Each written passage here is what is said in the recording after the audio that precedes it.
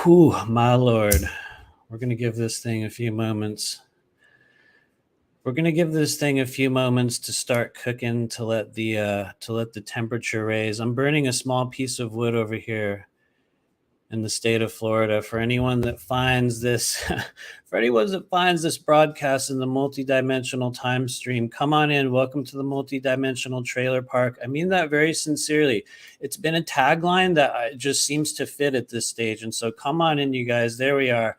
I'm holding a piece of burning wood here today. We're starting a new Palo Santo stick. If you guys were able to psychically look to my left, you would see this weird ashtray that's full with only like weird little chunks of Palo Santo. So we're starting the next one. As they get really small, I just kind of toss them in this little thing. But anyway, roll on in the door, everybody. If you're watching us on, well, actually, we should check if Facebook's working yet. Hold on, everybody. Let's go over to the Facebook realm. Ready? You guys are all going to go with me. Here we go. Boom. Let's go over to the Facebook realm. And let's see, have the AI archons allowed this stream? No, they haven't. Let's see if we can change it to public. Boom. There it goes. All right, guys, we made it onto Facebook as well. So there is some good news. That means the 3 people that watch this stream on Facebook. Hello. I'm glad you made it here today. Anyway, okay, we're going to get down to business as we kind of open up this space. Welcome to the School of Multidimensional Intuition. This is our first kind of, I don't know if it's a Wednesday show. I don't know if it's a midweek show. What we're going to be doing, I think, for the next few months, or at least until I get completely overwhelmed and like worn out by it, or 2, we run out of people. One of the things we're going to be doing is kind of talking with other healers, other mystics, other intuitives, people that are walking the path of what I call, maybe multidimensional activation, maybe the great persona or character shift that takes place in a lot of our lives as we transition into a new identity stage. A lot of us here within this soul group right now, over the past few years, we've been going through wild and incredible processes of transformation in our own lives. A lot of us have come to this strange chapter in which, maybe the career or the relationship or the life or the version of you that you were for a long period of time, it's almost like there was nothing wrong with it. We weren't all horribly traumatized. We weren't all stuck in a toxic timeline, but we are at a stage on Earth in which a number of us that are here in human bodies made this contract, this choice, this agreement to, at a certain stage of the physical life cycle, make a big shift. Just kind of transition into another stage of service to the multidimensional human collective. And one of the things we're going to be doing, like I just said, over the next few months, I'm already drooling on myself, guys. That's usually a good sign. That's usually a good sign. But what we're going to be doing over the next few months is bringing some people in to just kind of talk about their processes and the work that they are doing. And we're starting off that series this week with a person that, somehow I guess we have worked together for quite a while now. But a lot of you guys know that I think it's nearly 2 years ago, which is weird. Nearly 2 years ago, myself and my wife, Nora, began a training program for individuals that were coming to the very stage that I just mentioned. They were coming to some form of a transition, a character shift, an awakening, an activation. I use a lot of cheesy terms in my work, and I call it mission stage activation, but we were guided to create what is essentially a training or activation program, a process for people to come in, to heal certain things, to kind of open up blockages within the energy body, to activate certain things. And as it started, when we started this process, a lot of you guys have heard me talk about this ad nauseum. So you're going to know all these stories that I'm going to tell you, but I can already feel the wild hyperverbal energy starting. So I'm going to be drinking water constantly today. But as we started this thing, you guys, we didn't really know what was going to happen. Like I've been saying over the past few weeks, I had been a person that has been either blessed or cursed by having really wild and huge organic transitions in this life. And, one of the transitions came as we started the process of teaching, which I think it's important to say. I have never been one of those people who entered this realm saying, I am going to be a teacher. I want to instruct people in this, or I want to, that was never a goal that I had. And so when this stage of my life started, it was a very strange thing. It was a bizarre process. And what we discovered was, as soon as we put that energy out there, Spirit brought us a collection of individuals who were absolutely ready to receive it. It was almost like the if you build it, they will come type of a scenario.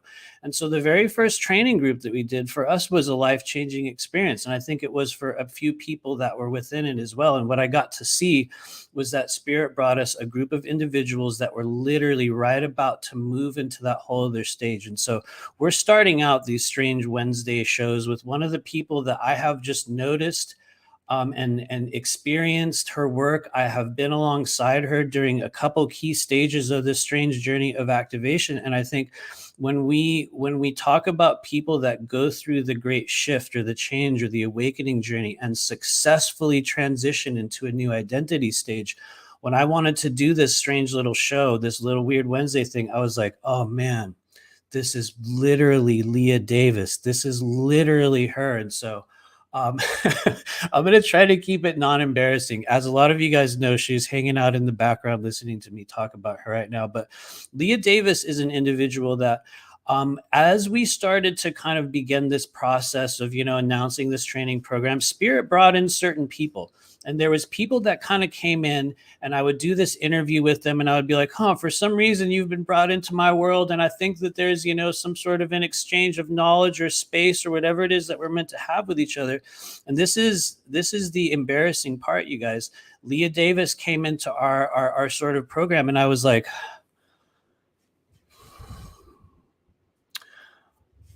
what am I going to do? I was like, what am I going to do with this person? I felt this incredible charge of energy. There are people that you guys will meet in this life. And sometimes you meet them in the store and like literally the line in the grocery store. Sometimes you'll see them in like, in line at a gas station, and you'll see them and you'll go, I know, I don't know you, but I know you. Interesting. And you can tell that there's this sort of frequency or this energy or this charge around them. And so when Leah Daivs showed up for us, she was one of those people where I was like, whoa, there's a reason that you're here, but I don't actually know what it is that I can do for you. And I think that was one of the most important early stage moments for me in doing what I do, because I realized that for a lot of us in this life, as we go through the path of awakening and activation, it's not that we need anything to do anything for us. It's not that we actually need someone to come along and wave their hand and open up all of our chakras. And, it's not even that. For a lot of us, we need a place where we can kind of audition and transition and practice this new state of being that was coming naturally. It was coming naturally to certain people. They were noticing that change occurring. And it's almost like, we were able to have this space where someone could come in and go, okay, I think it's like this. I think it's like that. And so, it's kind of embarrassing, but also awesome to look back on it now and go, you know what? I got to watch this person activate themselves in an entirely organic and legitimately real way that blew my mind as we watched it. And it was one of those things where, your hands are off and you're in the background going, dude, you're literally doing it. You are literally doing it. And so I'm getting emphatic and embarrassing at the start here, but Leah Daivs was one of those individuals that, we've got to have that experience with. I'm greatly honored that she agreed to come on the show, because in the time since, she has expanded into an entirely new identity. Well, maybe not a new identity, but a new mode of service on the earth plane. And we're going to bring her in to talk about it so that you guys can learn about just past lives, future lives, how people come to the stage of, the organic understanding of such. How can you go through that process? And also a thing that I'm not that familiar with, Akashic healings and that whole process. And so anyway, we never know how the intros are going to go. It's really embarrassing. I'm going to bring her in. Hello there. Were you cringing in the background? Matthew. I don't ever know what I'm going to say on those, but anyway. It was very kind of you. Very kind. And honestly, very humble of you to introduce me that way too, because I credit a lot of my growth to the incubator. I call it like the incubator, the psychic incubator that you provided all of us, and all of the energy work that you did with me personally to be able to grow into what the path that I know that I'm supposed to be on. Yeah.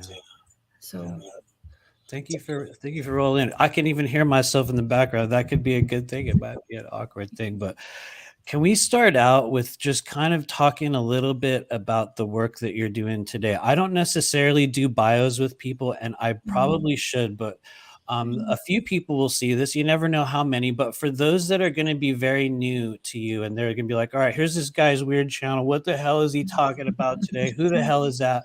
People are going to see your face, and it kind of like me, because this is literally the real experience that I had when we met. And I remember we did this interview, and I was like, yeah, or I don't know how it, but in my mind, I was like, yes, but what are we going to do? People are going to see you and they're going to be instantly drawn to your energy. They're going to hear your voice. They're going to feel an element of legitimacy. And so having said all this embarrassing stuff about you, start out by telling us, who are you and what do you do at this stage of the journey? Yeah, my name is Leah Daivs. I have a healing business that I call Unbound Wisdom. And it is my passion to help people to become self-empowered. That's really my why behind why I do what I do. It encompasses a lot of different modalities. The main one that I've been using recently is Akashic healing. And that is taking the client into their own Akashic records and investigating things that they might not have realized about themselves from past lives or from earlier in this life that are causing some sort of blockage, some sort of like energetic stagnancy, or drawing unsavory circumstances into their life now. So they're kind of stuck in a pattern where either they don't know which direction to go in life, or they're just drawing the same pattern over and over and over into their life that they want to break free from. And we go into their records. We investigate what the root cause of that might be. And then we do healing to bring everything back into balance. Nice, nice. I find it very expedient too. And I also do past life regressions, which are a lot longer process. And I find the healing work with Akashic healing a lot more potent, and it's a lot more concise. So you can really get into the records, make a lot of changes in, 45 minutes instead of being in a deep past life regression for 3 hours. Yeah. Was there like a certification process or some sort of a thing that you had to go through when you started doing either the past life stuff or the Akashic thing? Because the reason why I ask is because some individuals will go through this very like determined, measured course and they'll learn from a certain individual, and then other people will just kind of know that that's a thing that they're going to do, and they'll pick up little pieces and they'll sort of run with it. How is that for you when you, especially with the Akashic healing process? Because you hear a lot about Akashic readings. You hear a lot about people that are, working within that field. But and maybe I'm just in a weird bubble, but I don't hear about a lot of people that are actively working within the Akashic field for the purpose of kind of healing. Was there, what was the process of you getting in touch with that Akashic realm or that field? I have had training. I read several books when I was first starting out. And the one book that I found that I absolutely loved, I read the Akashic Prayer and it just gave me goosebumps from head to toe. So I knew this was the one that I was mostly drawn to. And there was a reason why I'm supposed to be working with this exact prayer. And that led me to my original Akashic Records teacher. Her name's Jayu Chan. And so I did a lot of training with her. Although I have taken bits and pieces of things that she has taught me and kind of molded it to my own process, because I find like a lot of people in your group, we don't like to be stuck in the same ruts. We like to be able to flow with what spirit brings us. And most of the people in the group, I would say, wouldn't you, wanted to do their own thing. They didn't necessarily like to follow the rules. I think that's really, really important. And I'm really glad that you said that, because honestly, like in the weird way, that's kind of what I was hoping. And that's what I have observed with people who have really kind of taken, you know, like the non-physical healing process and like really made it their own. It's that you will take a little bit from this person, a little bit from that person, a little bit of this like modality. And we notice that, or at least I have made the observation that those that are willing to do that, and it's almost like you throw away all of the dogma and all of the rules. And it's like, you know, they said never do this and never do that, but turns out I did. And, you know, sometimes that doesn't work, right? Sometimes we'll do that and it clearly is not the way it's supposed to go. But so you took fragments or pieces from books or a teacher or little bits, and it's you sort of put together your own process. Could we say that? Yeah. Absolutely. And also working with my own guides too, they've kind of taught me certain ways of accessing the records that I never read in books or anything. In working with clients, they prompt me to do different things, and I've been able to develop my own process with their help as well. Whoa, can you talk a little bit about that? Like how you learned to perceive the energy of your guides. You can imagine, and I know you probably get this from a lot of people as well. A lot of people book sessions because they will be seeking to understand how to be in contact with spirit. How has that, how did you sort of pick that up? What was the process like? I mean, we're all in contact with spirit, huh? Whether we recognize it or not. So that is just the key of learning. How do I uniquely communicate with spirit? Because I find that everyone's different. So my certain way isn't going to be the exact same way as everyone else's, right? For me, though, I recognize at this point that I've been in contact with spirit ever since I was little. So that is something that I turned off because it wasn't something that was accepted in my household or encouraged. And it wasn't until I was later in my adulthood where I turned that ability back on or started paying attention to the messages again. Actually, here comes an awkward question. She knew they were coming, guys. What was going on in your life at the stage when you either knowingly or unknowingly deactivated that sort of internal stuff? And, you know, you can get into whatever you feel comfortable with, but I'll tell you anything. It's kind of important for a lot of people to hear, because I think a lot of people that are coming to the stage of psychic or intuitive activation on Earth right now, a lot of us did have it. We had it hardcore at other stages of our life, and we did certain things or traumas, or the world came in and like this thing kind of crushed us down. And then kind of, you know, just like yourself, at a certain stage, I decided to go, you know, babe, I wonder if that's real. I can actually do that, really? So how did you suppress it, I guess, is the first question. So I had an imaginary friend all growing up. He was my guide, and when I was a little girl, though, I thought he was just my imaginary friend, and so I'd always talk to him. He would tell me lots of things about my life. He would tell me about things that I could expect, you know. And as a child, it was more things like, I don't know, help me work in the garden, because I've always been very much into gardening. Just steering me in certain directions that I can look back on now and really appreciate, because I know that, I know that he was my guide and he still is my guide. So probably around age 8 or 9, my mom told me that I wasn't supposed to be talking to him anymore, because I think there was this part of her that was like, I don't want my kid to be like a freak because she's always talking to herself.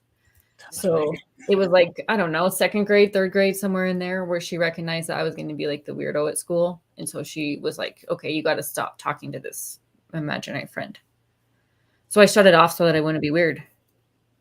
You probably were still like the weird kid though at school, right? Totally. Or were you? No matter what I tried to do. Yeah. Absolutely. So at a certain stage, you kind of like squashed it down. Tell us a little bit about what you were doing in the 3rd density realm prior to realizing that you were going to make this change into like, man, I realized my life has led me to the point where suddenly I'm going to embrace the process of energy healing and Akashic healing and past, you know what I mean? How did you come to the stage where those things begin to blossom, and what was it that you were doing prior? Yeah, so I was trying to live the American dream, or what I thought the American dream was, right? Just chasing chasing my paycheck so that I could relax on the weekends and maybe go on a trip here and there, I thought that the definition of success was about having certain material things that never really brought me that feeling of fulfillment that I was looking for.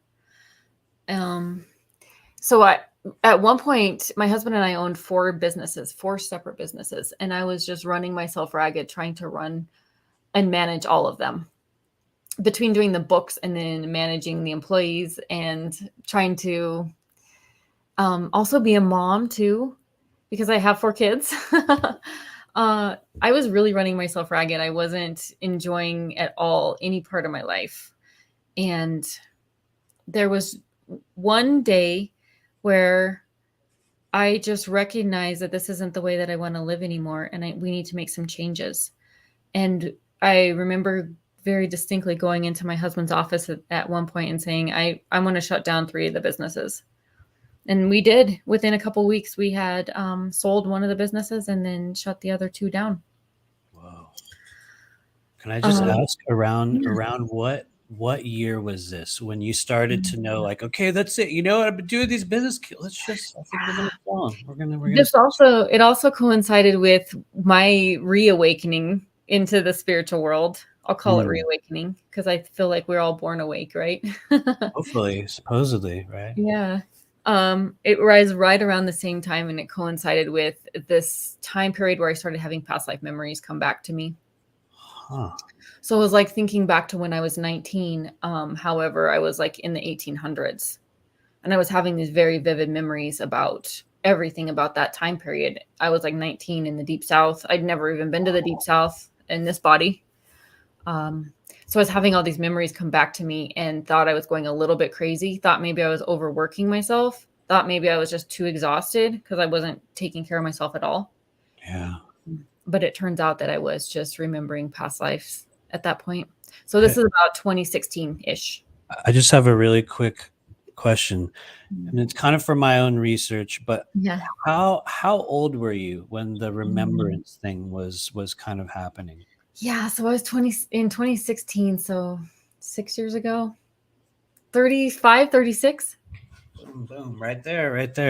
The reason why I asked is because, like, I think you also know this about me, the mid to late 30s for me was also, and I think a lot of other people, there's a weird thing that occurs then for people that are going to make a shift right when they hit the first stage of their 40s. And it's like a strange, bizarre activation of old traumas and strange memories. And it's almost like somebody drops off a file. They're like, oh yeah, this was yours. And you have to go, like, what the hell is this? And some people use it, other people ignore it. But anyway, not to go on a weird tangent there, but so you started to notice this change happening 2016. Take us from that point forward. Yeah, so once we sold several businesses or closed some of them, I had to make some big lifestyle changes as well because we didn't have the same amount of money coming in, the same amount of income. But I found that although the income wasn't there, my health and happiness was there. Yeah. And I had so much more space in my day for meditation and yoga and healing. I did a lot of like self-discovery during that period. That included a lot of learning how to do past life regressions on myself. Totally. And during that time period as well, I got back in contact with my guides. Not that I lost contact, I just didn't have the conscious awareness of it for all those years. But can I ask you a question about the guide thing again? And this is, I know that everyone has their own views and experiences and ideas around, the spirit guide process and how many there are and which ones they are, and they're all us. And they're, what did you learn within your own journey? Do we have like a whole assortment of guides? Is there one? Are there 3? Because there's all kinds of ideas. What have you discerned in your own way? Well, I can say that the particular guide I was talking about from childhood, I had a past life tie with. He actually was a husband in a past life. And interestingly, he was my husband in that life that I was telling you about in the Deep South. Interesting. Since then, I still have contact with him, when I initiate it usually. but I feel like my main guides have changed at least twice. I agree. I think they do at a number of periods. I think that it's kind of like a revolving cast of characters, and some will come in throughout your whole life, others will come in during this one stage. Some of them we can summon, some of them, I think, which is a bizarre idea, they come in for the express purpose of having us have to learn how to empower ourselves so that we can actually disconnect from them. It's almost like I'm going to pick you up, and I'm going to also hold you down in a weird way, which is a very strange idea, but they'll initiate kind of processes. And anyway, not to go on a rant about it, but I've noticed great changes, and I think they definitely change. And so anyway, you had like found, or you had been connected with a partner that you had in the deep South, and you said this was in like the 1800s, or it felt like the 1800s. Yeah, it was the 1800s. Yes. But my guides, I think you and I have spoken about this before. I can't remember though. At one point, what I realized is that several of them are aspects of me. So like higher dimensional versions of me. Yeah. And so what I feel for myself is that as I've learned and grown and healed and probably gotten to certain forks in the road that I was intended to get to, those aspects have merged with me somewhat, so that they're not necessarily guides anymore. They're not outside of me. Yeah, they're kind of Integrated. like integrated. There we go. Mm. It's interesting to hear you talk about I'm having a hard time talking guide integration. There we go. Process. Because I think I had observed that within my own world, in my own path, in my own ways, when I had first started having what I believed were extraterrestrial experiences. Well, I mean, they were quite literally, strangely enough, in 2016, because it's funny that you mentioned that year. It was a wild year. In 2016 was the year that I came face to face with this praying mantis being, which identified itself, literally told me its name. It was in one of the most pivotal moments of my entire life. And it was one of those identities that I felt sort of, it was a thing that merged with me, because it wasn't an energy that I called upon or connected with. It was almost like upon the meeting and the brief interactions we had, there was like a joining of sorts. And so anyway, that's a long-winded way of saying I believe that many of them are aspects of ourselves, and then sometimes they're not. And I think I would kind of want to see what you think about this.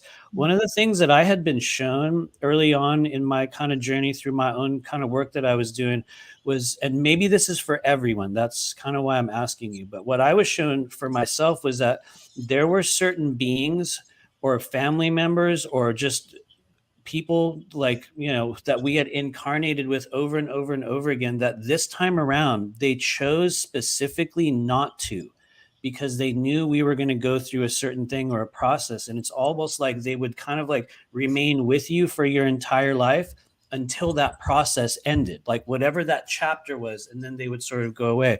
What do you think about that whole bit? I know that was a lot of stuff.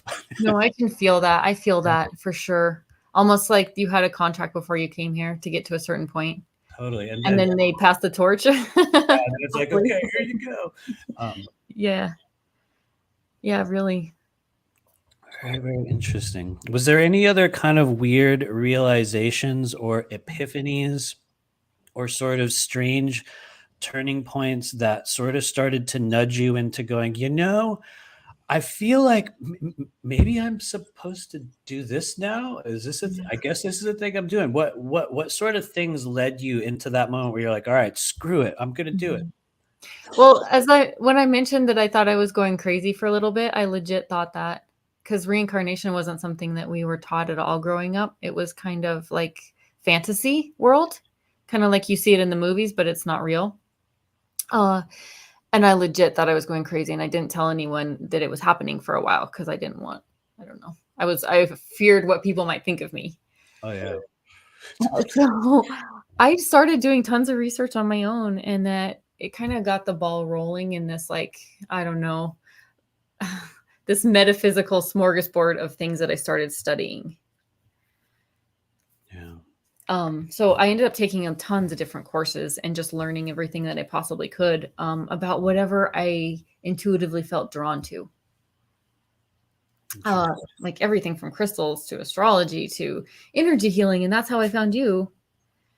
I remember. Actually, how did you find this? I don't think I've ever asked you this question. We're going to be learning this together, everybody. Yeah, so you were on Portal to Ascension in the summer of 2020, like right before you started the Blue Flame Collective. Interesting. Do you remember that? That was the only time I was ever on Portal to Ascension. For the record, that was literally the only time. Now they don't know me, but that's okay. A lot of people don't. But you know what I mean? So very, very interesting. The one time. And actually, Matthew, what's wild is that's the one time that I was listening. I don't know if I've ever gone back. Oh, wow. That's cool. That's cool. So yeah, meant to be. Yeah, I heard you when you mentioned you were starting the Blue Flame Collective, and I joined it. Yep. It's 2 years somehow has gone by. I don't know if you heard about that whole thing. Somehow we made it 2 years. But interesting. So that was kind of the stage in which you got kind of led into when our timelines began to cross and kind of intersect. And very, very, very interesting. There was another question that I was desperately going to ask you while you were talking earlier. Oh, okay. At what point did you realize that you had the ability, or that you were in the stage where you're like, I am going to begin to, discern or work with this past life energy for other people? Because also, and one of the hugest questions I get from people when they book sessions is, what was I doing in my past life? What was happening? How many past lives are there? Questions that are, for a lot of us, are actually unanswerable, even if you are a practitioner. Because I think, at least what I've been shown, is that a lot of us, like the true knowledge will come from within you. People will sort of bring you to it and like put your hand on it. But how did you realize that was an ability, or the sort of mode of service that you were getting pulled into? Yeah, you know what's so crazy is that I didn't recognize that what I was doing, like all the regressions I was doing on myself, and having the guides teach me how to do regressions on myself. And I didn't mention, but I completely geeked out for like 4 years on investigating that one past life that I told you about in the South. Oh, really? Yeah. Such that I like. What else did you find? Tell us. Oh, I found all the historical data, and earlier this summer we flew to South Carolina so I could see my grave. Whoa, wait, Like really? legit, yeah. Oh my Lord. Whoa, okay. I think I've only met one or two other, maybe two, maybe one other person that has had that experience. Can you just tell us a little bit about that process? What was that like? How did you discover it? So you actually found your previous self and where you were buried in this life. Tell us anything you're willing to talk about. I was absolutely way excessive with it. The investigation, I would say, for all those years. But I just did a ton of research, and luckily the records were, like, the historical records were all online. So it was very possible with a lot of regression work to go back and find birth data and death data. How did you find the name, though? Because obviously at a certain point you would have needed your own name. How did you discover that? Yeah, so I knew that my name in that life was Eliza. And I had spent a lot of time looking in the, historical records for Eliza. That I knew the time period because I knew it was during Civil War. I knew the area because I knew that it was it's somewhere in South Carolina, outside of Charleston. But as you probably know, there's not a lot of data for women. Sorry. Oh, no, as I'm messing with the camera angles in the background. Yeah. Sorry about that. I just like being able to see you anyway. Yeah. It was on the setting where it'll go back and forth, and then I'll pull it out manually, and then it's Anyway, thanks everybody. I'm learning StreamYard and I awkwardly derailed. So you had learned your name, and you were kind of like looking at the records. You learned the name. Hard to find chicks because everything's registered in your husband's name back then. Interesting. All the like property deeds and everything were all in the male name, all the voter registration, because even at that point there wasn't females didn't vote. So I did more work to find out what my husband's name was. So then it just took a lot of books. I looked through a lot of books, a lot of archives, a lot of like microfiche that was put online. I mean, super geeky, super geeky. And I finally found it. I hadn't been looking for Eliza, which was the problem, and my given name was Elizabeth. Ah, okay, okay. So then I finally found it. Finally found Elizabeth and Thomas, and yeah, So just crazy. so I understand, Yeah, correct me if I'm wrong, through your own process of healing and sort of searching and meditation and connecting, with the aspects of yourself from, other realms and other timelines, you discovered at a stage that you were given the name of who you used to be back in this other era. And then you went through a process of, maybe obsessively, which in my opinion, if you're not obsessed with something at this stage of life on earth, you're doing yourself a great disservice, because I think we need to become obsessed with many things during our human journey. That's where, greatness comes from. It can also be where chaos comes from in our life. But you yeah, became obsessed with, researching and discovering this. And then you finally, after searching, you looked at like the husband side of the records, and you found what, like the family line, all of your names, locations, what all yeah. did you find? I was very fortunate because the family was pretty affluent, and he was actually involved in politics. My husband was, so there was, a decent amount of record for him. Even there was a painting when we went to South Carolina in one of the museums of my husband. What? Yeah, I know, wild, huh? Huh. So I know it's crazy. It sounds crazy, No, but I absolutely love it. Can you tell us more about who he was, or what your lives were like back in that stage? Do you know around like the year range? yeah. Um, let's see. It was during the Civil War. I know that I left though. I went to France and I was probably late 30s, early 40s. Um, and I believe that I took most of our children to France for the duration of the war. Interesting. My husband was involved after the war. He was a senator. Um, what else could I tell you? We owned a plantation. Uh-huh. Huh. Yeah.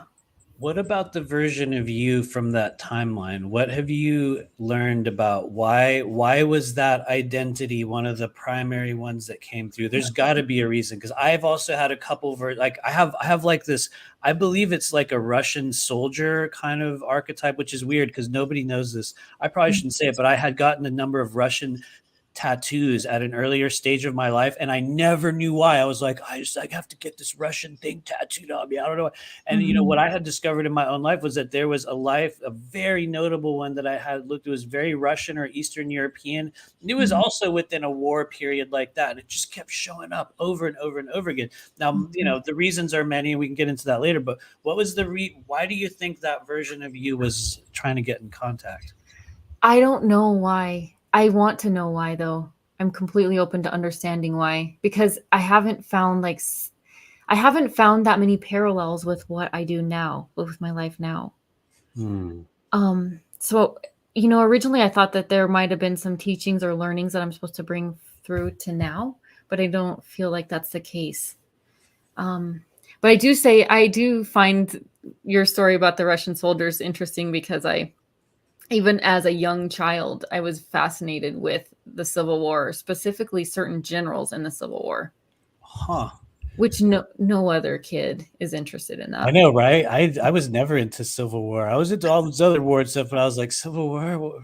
Really? No, and I loved Gone with the Wind, and I think I was Scarlett O'Hara like 5 times for Halloween. I mean, just weird Huh. stuff like That's that. also a very particular thing. I don't know, maybe where you were like growing up, it was normal to be Scarlett O'Hara, but I don't know. You and I No, aren't that not at all. different in like age, so that was like probably back in the '90s, right? Or Yeah, thereabouts, right? it Nobody was weird. nobody even knew what God with the Wind was. That was like, you know what I mean? It was on like Mhm. Saturday afternoon, like when you know what I mean. Nobody would be watching that, but Yeah. huh?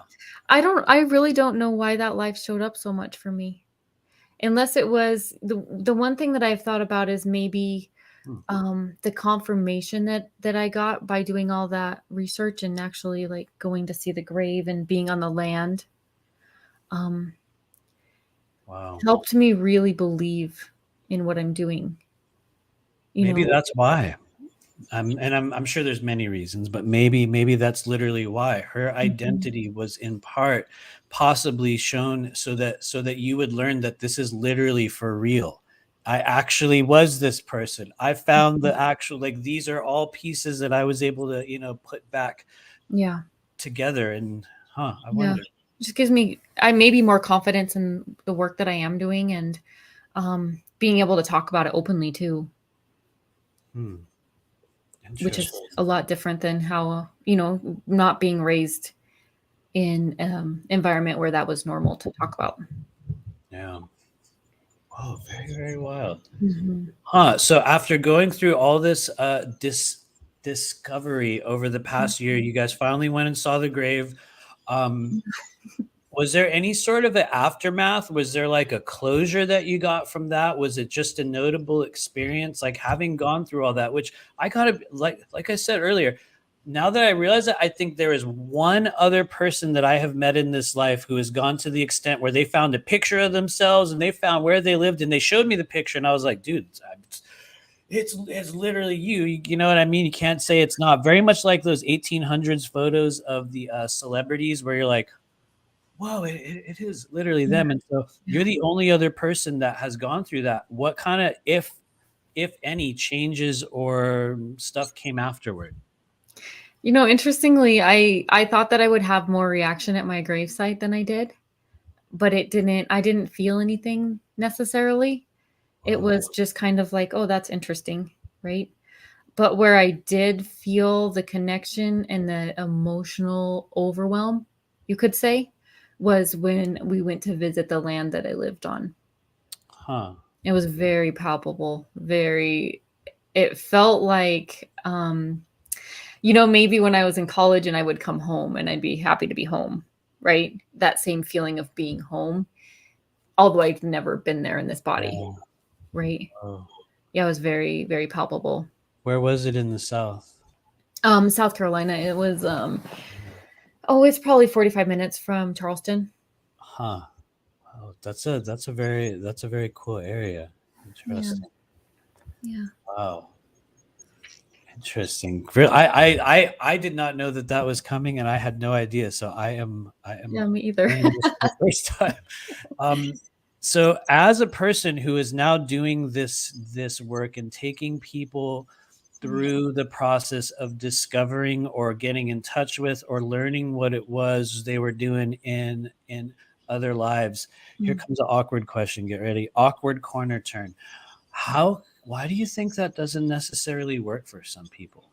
Because you know how some people will spend vast months and do all kinds of, meditations. And I also have to be real, myself included. I think around like 2011, 2012, I got obsessed with it for a while. And I actually, funny you mentioned, I did all kinds of like meditations at the time. And I really didn't come up with too much until a few years later when it organically happened for me. But as a person that does this now, why do you think that process works for some people? Why does it not work for others?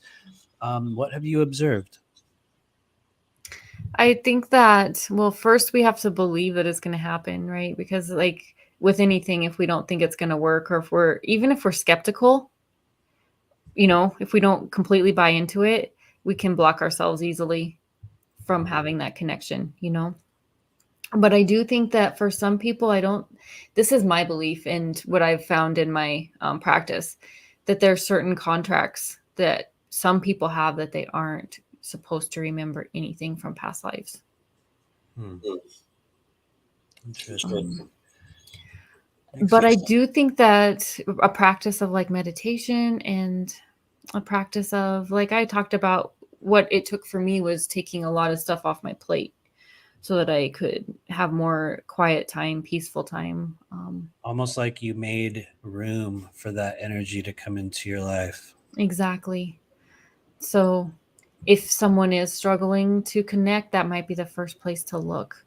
How much space do I have in my life for spirit to come in?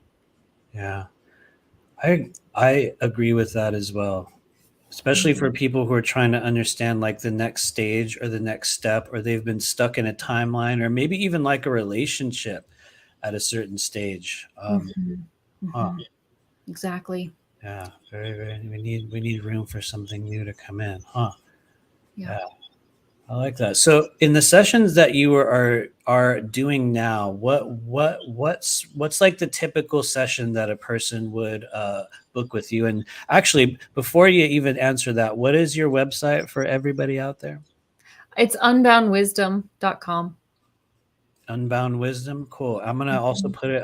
We are gonna put a link in the chat. And also, you have like a Patreon group as well, and you have I do. a couple other We things. do a quantum healing circle every month where we meet up as a group and we work on certain things.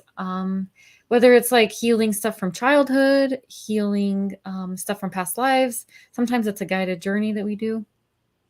But my whole intention behind it is just for all of us to be in the healing process together, because I find that the energy is a lot stronger in a group. Totally. Yeah.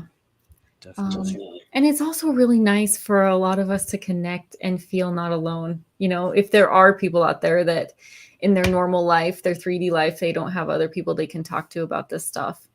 It's really nice to be able to have, contacts. Yeah, not feel so alone. Totally. Thank you, Aurora Diamond Heart, for putting that Oh, on. yeah, thank you. Thanks. So anyway, before I get off track, because there's a whole other question I was going to ask. What's this? As I'm getting tongue tied, tell us a little bit about your sessions. When individuals will kind of book a thing with you, what can they expect? What kind of work are you doing? How would it feel like? What would a session with Leah be like? Right now, I'm doing a lot of Akashic healing. What it is like for clients is it's a guided visualization process. Some people feel the energy going through their body, some people don't. But this is how I've been explaining it to people lately. It's like if you ever watched the show Quantum Leap back in the day, we identify a certain pattern that they have in this lifetime that they want to change, or certain thing they want to heal. And then we look into the records, we find a lifetime that might have been the root cause of that or contributing to that energetic pattern. And we do like the quantum leap. We go back into that lifetime and we talk to that version of ourselves. And most of the time we do it as ourselves, as we introduce ourselves as this is future you. And we help them through whatever that issue was. Because most of the time the trauma is just not being able to deal with heavy emotions in the moment. That's usually what causes the energetic imprint that keeps us in those perpetual loops. In subsequent incarnations even, right? So if we can help that past version of ourselves work through that energy, work through those emotions in the moment, so that there isn't any energetic imprints, it just frees up the flow. It frees up our life force energy, and we're able to integrate those parts of us back into wholeness. And we see the changes in our life now. That's really what I love doing, helping people to not just understand more about their past lives for entertainment purposes, but truly go in and make changes in their day now, in their life now. I feel like emotional wounds or emotional pain or emotional trauma, at least what I've observed in the work that I do, and maybe you've observed a similar thing, but to me, it feels like the emotions that remain lodged within the physical body are nearly the primary cause of, and I'm always careful when I say always, but they're nearly always the primary cause of the blockages and the distortions of spirit, and even the physical things and like the behavioral things. And granted, there's all kinds of toxins in the world, but when it comes to kind of spiritual expansion and the manner through which we sort of activate and awaken in this life, through my experience, it feels like emotions are the number one like density. What do you Totally think about that? I totally agree. Our emotional body is so important to free up any blocks, especially if we want to be more connected to the spiritual world. And also really, negative thought patterns or just thought patterns that aren't our own that continually perpetuate. I find freeing up those emotional blockages helps us to let go of some of that. Yeah.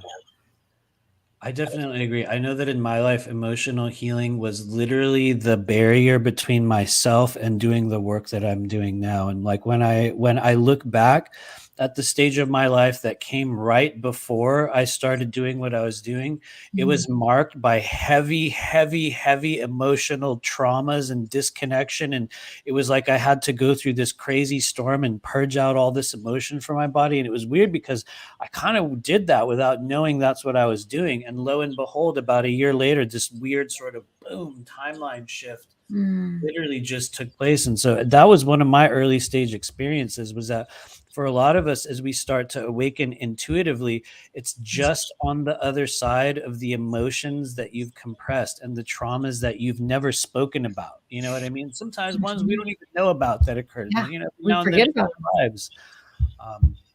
Totally. Yeah. Here comes an immediate and awkward follow-up question. Or actually, were you going to comment on that before I ask you another question? Sorry. Oh, no, go for it. No. Tell us a little bit about connecting with future lives and future selves. Is that a process that you've gone through? Have you viewed that with other people? I feel like maybe you and I talked about that at like a while back. Maybe we didn't, but yeah. Have you connected with any future versions of you? Oh, myself. Oh, Or yeah, even with I think others? Yeah. absolutely. I think that's kind of what I refer to as other aspects of myself that have merged with me. Boom. Yeah, I think they are versions of myself in the future. But I actually use connecting to a future version of ourselves as a healing technique with clients as well. So the same meditative process, instead of taking the quantum leap back in time, we take it into the future. So that's something that I've been working a lot with clients as well, because it helps us to, if we meet that future version of ourselves, it's almost like we can imbue ourselves with the energy of what we are to be in the future.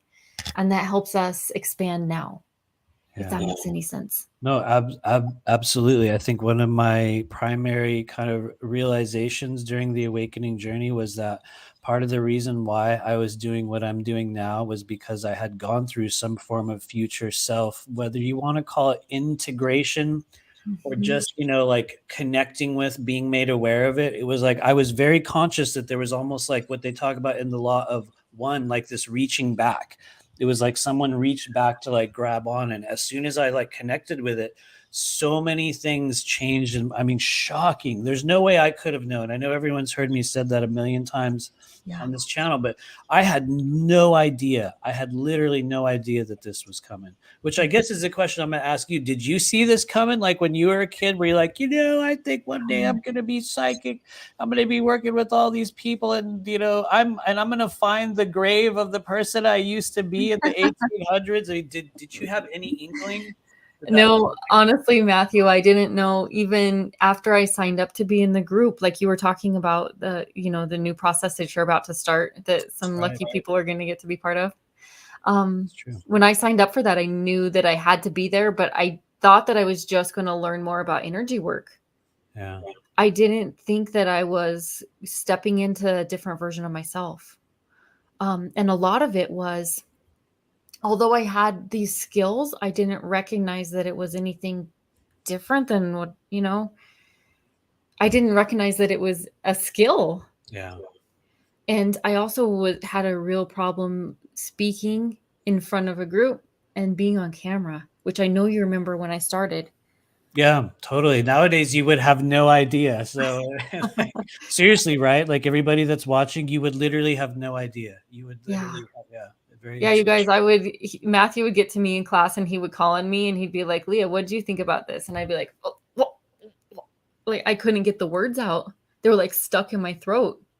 So you did a lot of work energetically with me to free up that area. And I don't know how you did it, but You know what? Let me just talk about that really quick, and not through you, through me, because you and I actually share that. And I don't know if we ever talked about that in any of our group, or it just or any of the work that you and I had done. Because as a kid, I had the worst stutter in the world, literally, like exactly you are mentioning here. And I still have it sometimes when I get around people that will have a similar throat chakra vibration, and people will see it on camera. And it's like, I'm like, Yeah, it's like certain blocked. words will not come out. And so I think in your case, in kind of looking back, it was like where I will notice like, oh, I know that that's literally a thing. And so yeah, that's a hard thing to overcome. How do you think you learn to kind of open up and flow with the throat chakra energy? Because sometimes, I don't know about you, once you do, it's like you can't stop. And then sometimes when you become aware of it, it's like it'll kind of come back in. Yeah. How is that process of opening up? Well, what did you do? I'm interested to know what you did Well, actually, I will tell you, and this is for for everyone me, else. like during the sessions. Yeah. A lot of times, what I noticed was that you would have what I call like the lump or a blockage, or it's like there will be a mixture of energies that arise from the solar plexus, which I think is a mixture, a lot of stuff. It'll be like past life data, pre-life stuff, all kinds of what some people call, and this might be the wrong use of the word, but heavenly chi, like life force energy that you come in from other realms, other lives. It's like kind of sits dormant within areas of the body. And what I noticed was that when I started working with one of the extraordinary meridians, I believe it's called the Chiang Mai, I mentioned it on another live stream recently, which appeared like a weird coiling line that came up from the perineum. What I would do and what I still do, and maybe this is way too complex of an answer, so sorry, but here we go. What I would do was observe that energy within a person, and in the course of the session, when we would go into the healing space, it was like I would try to pull it upward, or if you want to get technical, I would tone it upward and like ooh, and try to carry it up. And so what I've noticed is when currents of energy that are coming from the lower chakras or from other channels in the body, in many cases, they will get stuck in certain areas. And I think that one of the things I had noticed about you in hindsight was that you had the similar throat blockage that I had. So basically, what we do is you push energy up, you connect with the throat. We use the capsule phrase yang ka ro, or hung, the hung ka ro, to release density from the past. And I think in kind of hindsight, it's essentially what we do in those sessions is it's like you will aim a beam of energy at places where people have a blockage, and you do it over and over and over, and you just keep hammering it, which sounds like a weird thing. We're not really hammering it, we're vibrating areas of the body. And so I think in your case, we had one of those situations where we vibrated this area to the extent that your own self was able to go and like, okay, whoa, now I can, and so I don't know if that makes sense. I just described that really awkwardly, but It totally worked though. yeah. And you know how I knew that it worked is that I kind of had these closet like metaphysical interests, and I never talked about them outside of like my close family. Oh, interesting. And I remember one day being at my hairdresser and he was asking me what I did for that weekend, and I all of a sudden it just like came out of me. I was like, "Oh, I facilitated this past life regression," and he was like, "Whoa, like wait, what?" Um it Oh yeah, just I remember I was hearing about just that. able to be super authentic and real and not hide anymore. Yeah. Um and explain something to him that kind of it somewhat blew his mind, but you know what? He's actually had me do sessions for him ever since. Whoa. Something that he'd never thought about before me talking about it, right? Huh. Um, so I remember actually sending you a message after that, like, "Whoa, Matthew, what happened? Something happened." Yeah. After working, several sessions with you. That's really good to know. I do recall us mentioning that, and it's kind of funny to look back on it now and go, "What was it I was doing with the throat chakra at this time?" And I guess it's a very overly complex thing. But for those of you guys that are listening and you're wondering, well, maybe I have a problem with communicating myself, or maybe it's very difficult, or maybe I feel that there is a wavelength or frequency of communication within my body and mind, but when I try to it doesn't come out. It doesn't mean that you necessarily have to work with the Chong Mai and open your throat and use capsule phrases. There's a number of ways that you can do it. But I think really it's almost like you will make room for certain things in your life. Like you were saying earlier, you will learn to purge certain emotions. You'll learn to push yourself in certain areas, which honestly, like when I look back on the work that you and I did, I think ultimately, and maybe this is a cheap thing to say, but it was like I just got to watch the process of you activating. And it's like, well, maybe we'll do a little bit of this. We'll just touch, we'll just do that. And it's like when you give people a space where they can feel non-judged and like open and sort of, I guess I'm going to just, work with whatever shows up, you're going to notice miracles happen. And so I guess that's a really convoluted way of saying true authenticity, generating a safe space and willing to push yourself through your emotional wounds. And I'm sure there's a million other things. Was there any other stuff that you did in your healing journey over the past years where you're like, man, that really affected me? Like other places that you had been working like in your own life? I did a lot of Akashic healing where I went back and worked on past lives for myself to heal, like I spoke about, heal blockages there. And a lot of inner child stuff. I mean, I know that's kind of a buzzword right now, but it's okay. Painful memories from childhood that kind of the same idea where you go back and speak to your childhood self and you work through those things that you kind of reparent yourself in a way. So that was very beneficial. And then just being in our group, really, I'm not just saying it because I'm here today. Being around other people that are on the same journey was incredibly helpful because we could help each other out because we felt the same way about certain things. And there is some sort of process of activation too when you're around other developing psychics, I believe. Oh, totally. It's like we all activated each other. Oh, definitely. I think it's like what I always call modeling the process for connecting with spirit. It's not even about the technique. It's like you model this thing. You'll be like, well, this is how we do it. This is how we do it. And you just do it, like repeat it and repeat it and repeat it. And what you will find when you do that from a space of authenticity, people start going, oh, you mean like this? And it's like you will create your literal own version of whatever that frequency is. And I guess that kind of brings us to, I guess, the most awkward question of our entire meeting here today.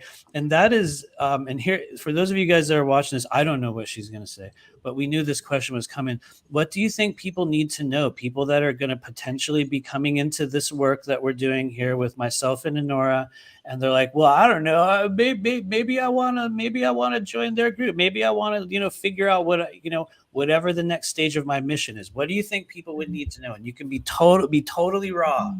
Or so I feel if you feel a pull at all, if there's like a little alarm bell going off inside you at all, even if you don't understand why, I would say listen to it. That's how I experienced it. Like, okay, well, I think I'm supposed to be here. I don't know why. I didn't know that I was going to be working in this field at all. In fact, I mean, I was afraid to have my interview with Matthew because it was hard for me to talk and be on camera even. But I would say if you have any inkling of maybe that's a place that I should be, that's interesting to me, I feel like I should be there, that would be something to listen to and really trust and make it happen if you can, honestly. And then if you do enter the program, I would say to be open to anything. Just be open to anything as it arises. Because in my experience, anyone that was in the program with me, it's not like they could predict what was going to happen. Right? So they just allow spirit to work however it's meant to work. Everyone that I was in the program with saw amazing expansion in so many different ways, but I don't know if anyone was able to predict that at the start of it. Yeah, thank you. Yeah. Thank you. I appreciate that. Was there anything that when you look back at the experience, you were like, I wish I had more of that? or I wish that we would have done this way. And I mean that sincerely, because I think as a spiritual practitioner, the only way we really improve at certain stages is by learning, like, oh, well, maybe I should, fix this. Maybe I should change that. So I am one of those people that's like, was there anything you would have changed? Is there anything you would have had more of? Or maybe not had any of, maybe, where you're like, I don't know, why did I do that? I don't know. Yeah. Anything at all? Let's see. I enjoyed very much our trade sessions. That was huge and very much expansive for me, because the way that it worked for our session, I don't know how you'll do it this time, but we would pair off and we would get to work with each different person in the group, and we would trade whatever our healing modality was. And everyone in our group had different healing modalities that they brought. It was a really cool incubator. That's how I think of it still, is just incubator. That's yeah. I like that word. I was trying to find it earlier, but I couldn't, because I was like, trying to get up. Yeah, incubator. Thank you. Like, just to experiment with whatever your modality is going to be. And then you get to see how other people do their healing. And there was a lot of healing that happened there as well for me, just in doing sessions with other people. Nice. So yeah, go ahead. Yeah, trading. And I very much, I don't know if Enora will do it this time as well, but she did astrology reading. Oh yeah, that's definitely still happening. Mm-hmm. She might. I'm trying to get her to do a class. I'm trying to get her to do a class. Maybe she will. But yeah. That was always incredibly helpful too, because she's, as you know, she's an incredible intuitive, and so she'd bring messages through that even in the moment, if it didn't make sense, it always a couple weeks later would unfold. Like spirit really works through her. She's a trip. I have to say, she's like one of those individuals where it's like, even though I am with her literally every day, I do not understand the breadth of her genius. It is so far beyond so many people that I have met in this life that I'm like, whoa, it's shocking thing. Anyway, but yeah, I agree. Yeah, that brought so much to everyone in the program. I felt her readings. So yeah, thank you. And then getting to work with you one-on-one too, because we all have different things that we're working on. Just to have your mentorship and your help with energy, the clearing of the emotional body and the energy body. Yeah. Those are the best things that I found. Thank you. I definitely agree with that. I think that a lot of where the magic happens when you're going through a path of attunement or like dedicated activation, a lot of the real magic, I think, takes place within the private sessions. And I got to be real, I don't think it has really that much to do with myself at all. I really don't. I think it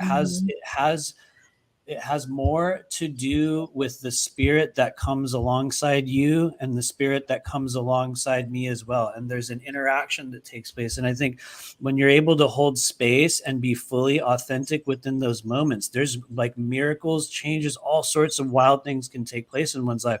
But I got to be real. I don't claim ownership over any of the processes that we do. In fact, some of the people that know me, and I think you've already heard this, Leah, as well, the very techniques that we use within our sessions were things that I had picked up from weird out-of-body experiences and my process of literally mimicking what I had experienced, maybe in other realms or with other versions of myself, which I think is also kind of a big part of it for me, is that I had come in contact with, through our journey together in the groups that we've done, other aspects of self. And there's been a wild evolution of a lot of that stuff. And so I'm excited to begin a new process or a new journey with other individuals out there. And so anyway, have you said much about how it's going to be this time? I'm sorry, what? Have you mentioned much about what your plans are for? Yes, kind of yes, no. We're just starting kind of the promotional period, but what we're essentially doing this time around is a 3-level program, where the third level, kind of, if you want to call it a ground level or the basic level, is where we're going to be doing the live classes over starting in November all the way through March. And the live class is the chakra class, which is where we learn how to work with chakras, just kind of the process for doing that. We learn scalar toning. We learn just how to conduct a healing journey using the chakra system. Class number 2, which I think starts in, I want to say it starts in February, maybe in March. Or no, it isn't. No, it's, I think, yeah. Anyway, February. Class number 2 is the Meridian course, where we would learn to work with the meridians, which in my opinion is kind of a fascinating thing, because I have learned recently that my methods are very different from other people that work with the meridians, which is awkward because it's also my most favored kind of template within the energy body. So class 2 is meridians. Then the third class is the tarot class, which is going to be in March. That one's happening in March. And so we're doing the live classes this time around. And then so level 2 is they will do live classes and 1 session a month, which to me, I think is a really good way to do it. It's like it gives you a private space where you can work one-on-one. Then you can also come in and like figure out what it is that we're doing within this sort of class setting. And so that's level 2. And then level 1 is essentially the program that you did, which is where we meet every 2 weeks and we continue to do these sessions, which I call that now the intensive path. Because one of the things we learned with group 2, which you and I talked about before we started here, is that for some people, that intensive path works shockingly well. For other people, it's like, this is too much. And it's like, it just becomes like this crazy kind of bubble of energy that they're always working with in their life. And for some people, it'll just be too much in involvement. So we're trying to create a varied kind of level of how we're going to interact this time. And so, yeah, tailored to whatever they need. Yeah, we shall see how it goes. Are you going to do Rife again? We are definitely doing Rife. However, it's funny that you asked that, because we also had interesting experiences with the remote Rife thing. What I've noticed is that some people respond instantly, and you will notice through the remote treatments that there's a palpable effect. And then what we also notice is that for some people, it's like you will just catch a whiff of something down the street and you're like, I think it's right. It's working right. And so I think there's a little bit of a discrepancy in how people receive that energy. So what we're doing with the upper level, the people that are doing the every other week sessions, is we're bringing in Rife at that stage, and we're going to run it for the entire series this time, but possibly in a little bit of a different way. I haven't figured out how exactly we're going to do that yet, and I kind of want to do it on an individual basis, rather than doing it across the whole group, because it kind of works. And then it also can create, for some people, it's too much. Other people, you'll activate their Rife treatment and it's like, their skin will crawl and they'll get a weird headache. And that's nothing against the Rife system. It shows how effective it is. And when you have people that are incredibly energetically permeable and you're going through process and opening your energy, working with chakras, sometimes you're going to activate that and it'll create too much of a change for people. So we're sort of learning the balance of how to integrate Rife. And so, yeah, that's in the more intensive path. But Yeah, I think I over-explained that. But no, anyway. That was really beneficial for a lot of people, wasn't it? Yeah. Huh. So for those that are entering level 1, we are definitely doing Rife. And then people can also book the spirit detox process, which is not a thing that I necessarily talk about that much. I'm not too good at like advertising all the stuff that we do, but we do a dedicated Rife treatment thing where people will do either a 4 or 6 week set of sessions, and then we'll do Rife the entire time. And for some people, that's been crazy. For others, it's kind of like we said, for other people, it's like not everyone's able to receive the frequencies. And so it's an interesting thing. But before I go on a huge, long tangent about our stuff, and before we roll out of here, tell us a little bit more about where people can find you, about the groups, or about anything that you might have coming up. Yeah, whatever you feel is important. Yeah, so my website is unboundwisdom.com. Thanks, Aurora. I have a YouTube channel as well. It's Unbound Wisdom. I do certain videos, do certain teachings, have interviews on there as well. My healing circle is a monthly thing, and you can come. There's no charge at all to try it out. It's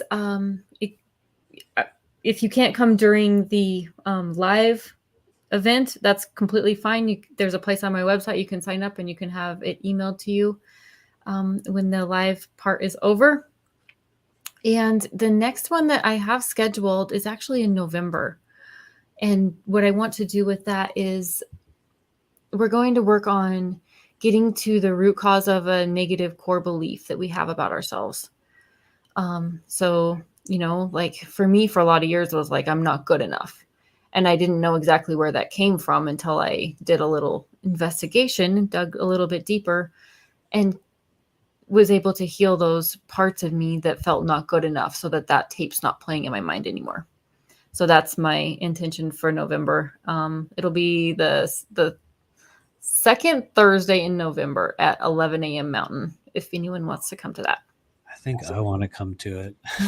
Okay. I mean, seriously, I have a horrible inner critic. I'm just being real. Like, sorry to throw myself in there, but I'm like, dude, that's like a thing that, and guys, everybody's, healing a certain thing. Some of them are huge, some of them are small, but I definitely have that crazy inner critic stuff, all like literally what you're talking about. So I mean, it's all about just rewriting the program, or building new ruts in our mind, so that we're not plagued by that stuff anymore. Oh, very, very cool. So they can find you on Patreon, they can find you on YouTube, and it's all under the Unbound Wisdom name, right? So if people search in any of those places, they can find you. I would show the link to your YouTube thing on the screen, but I don't think anyone can copy and paste it. So it'll just look like a bunch of gibberish, but you guys can go to Unbound Wisdom on YouTube as well. I mean this very sincerely. I pray that you will subscribe to Leah's work and what she's doing. I actually had a regression process with Leah during our journey, and I am a person, nobody here is really going to know this, so I'll just like reveal. I am a person who is notoriously difficult to hypnotize or regress, and it's weird because I literally use hypnosis every single day on a professional level, and I've been one of those people where it's like people will try to do it with me and it's like I don't really go anywhere.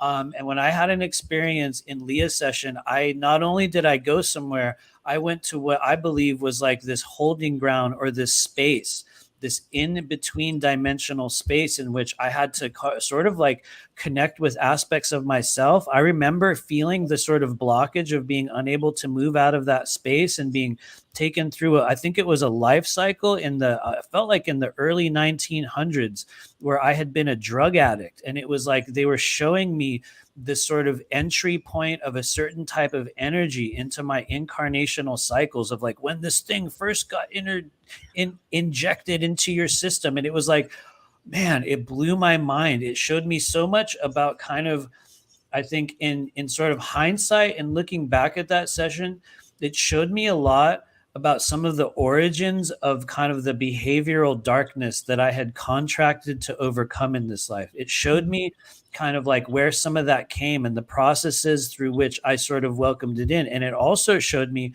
how I needed to let go of some of those things. It also showed me how I needed to let go of control structures within my life. Because one of the things that I had learned in the session that I had with Leah, you guys, is that one of the reasons why it was hard for me to actually, have those types of healings is because a part of my spirit would maintain this like fist-like control so that nothing else could like get in. And, to add on to it, the reason why I was like that was because I had other lives in which many things did get in, and they would constantly come in. And it was like, I had trained myself to be like, nothing and no one is coming in here. And I was still holding it. It was like I was still holding it. And that was one of the reasons why in the session that we had done that I was unable to move past certain places, because I had put this like weird blockage upon my body. And it was like all these other aspects of self had to come in. And anyway, not to go on and on about, but for me, it was like one of those moments where I'm like,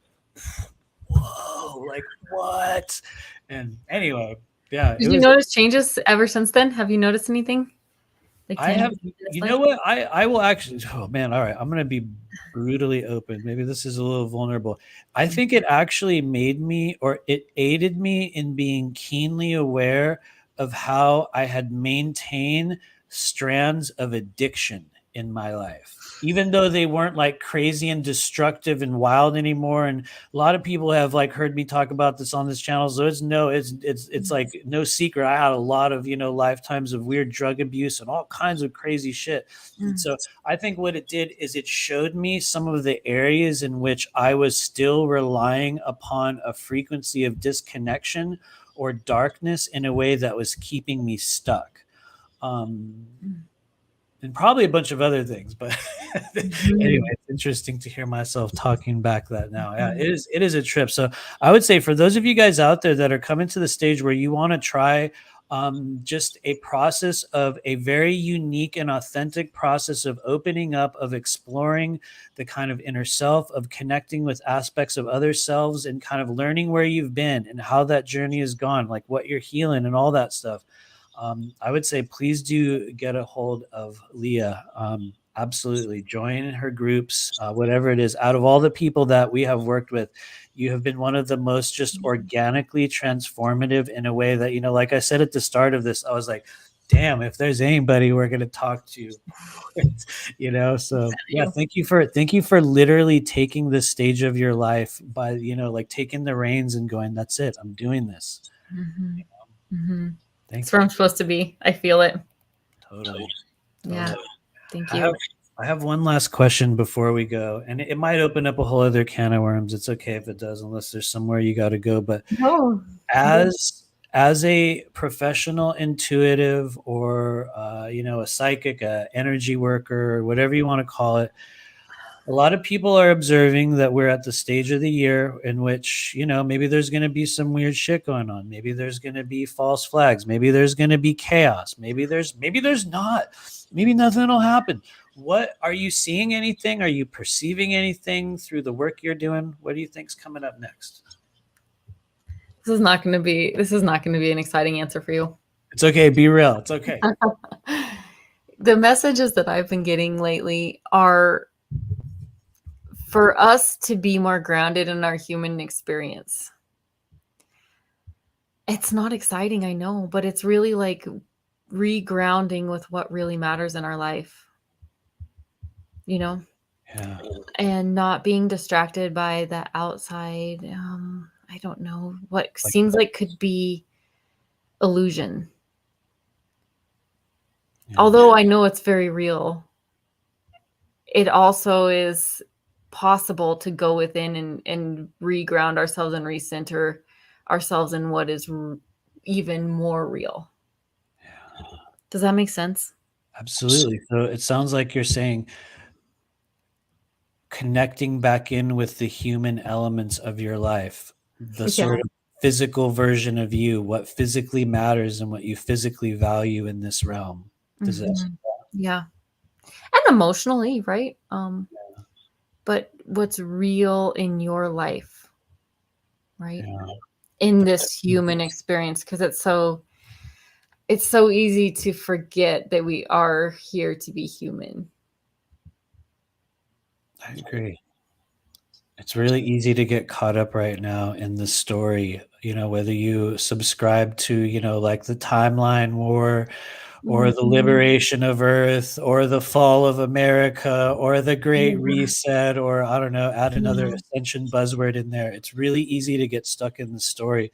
And it's funny, I actually really enjoy the way you said that, because I have also noticed with just a lot of individuals, even myself, we all get trapped in a sort of narrative or a story, or we begin to define our view of predetermined reality by someone else's filter.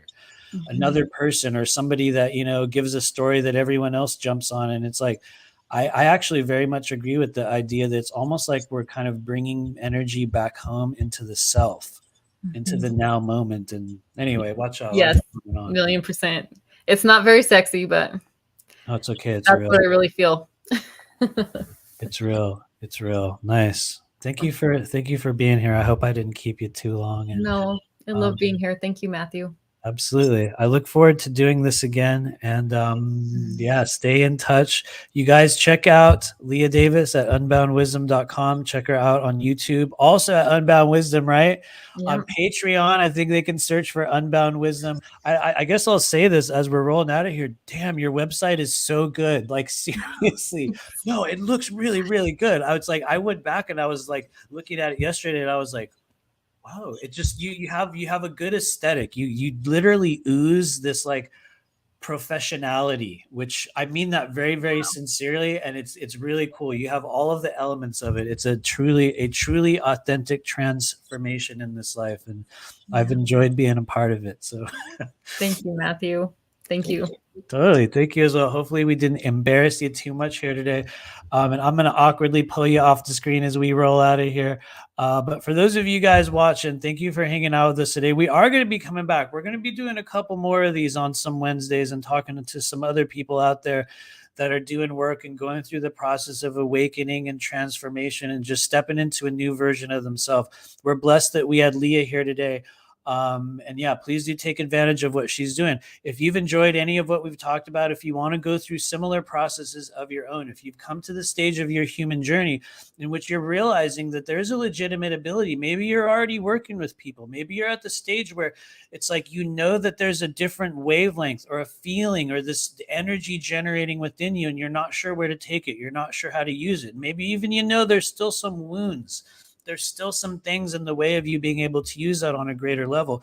One of the things that I believe, and I know through the evidence and the, you know, the experiences that we've talked about here today, and also through the way myself and my own life has changed, that we are at the stage of our human journey where those things are possible. And I am honored to be just among many people in our human population right now that are helping people figure out what that is. And so if you want to begin that process with us, it is starting in October. Private sessions start in October, and our first class, the chakra class, starts on November 6th. Yes, I'm pretty sure. I should probably get the dates right. On November 6th, we're starting the chakra class. And so for anyone that wants to get involved, you can just take the classes.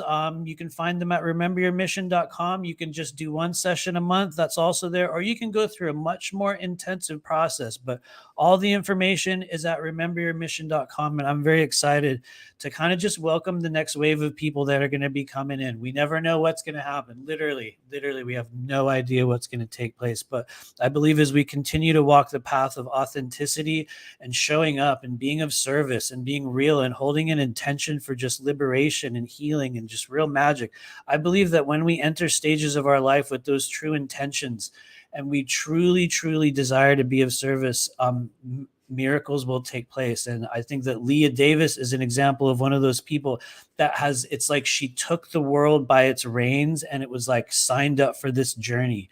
And here we are. And it's like she has really done it. And so I'm just honored to have her along. I'm honored to see that process. And I'm just honored to see who else rolls in for this next stage of the journey. And so anyway, we're pretty much done. Thanks for hanging out, you guys. You can find us at rememberyourmission.com, and please do reach out to Leah at unboundwisdom.com. In the meantime, we're going to be gathering again on Saturday. Yes, the regular show, our regular accidental, the accidental show is coming back on Saturday this week with Aurora, the Flying Rainbow Lasagna. She was here recently. Believe it or not, I don't know how. It was 6 months ago. I don't know how that's possible. Literally 6 months ago. And so anyway, she's going to be rolling in, and yeah, we're going to be going through another weird series of, you know, bizarre disclosures and conversations and maybe a bunch of thoroughly confusing points of interest this Saturday at 8 p.m. Eastern. And so anyway, thanks for hanging out, you guys. I've been drooling on myself like crazy for the last hour and a half. Check out Leah at unboundwisdom.com, and you can always find this at rememberyourmission.com. Anyway, I'm going to roll out of here. Take care, you guys. We'll see you Saturday.